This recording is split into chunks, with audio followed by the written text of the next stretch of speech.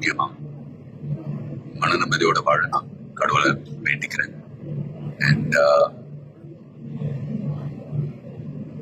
ஃபேமிலியை பாருங்க, உங்க குடும்பத்தை பாருங்க. Don't waste time. நல்லா படிங்க. வேலைக்கு போறவங்க கடுமையா உழைச்சு வேலை பாருங்க. Work hard, play hard. நமக்கு பிடிச்ச விஷயத்துல நாம கலந்துக்கிறப்ப வெற்றி அடைஞ்சா ஒரு நல்ல விஷயம் தான். But if you don't achieve success, சோர்ந்து போயிடாதீங்க. Competition is more important. Willpower, dedication, அதை விட்டு கொடுக்காதீங்க. And love you all unconditionally.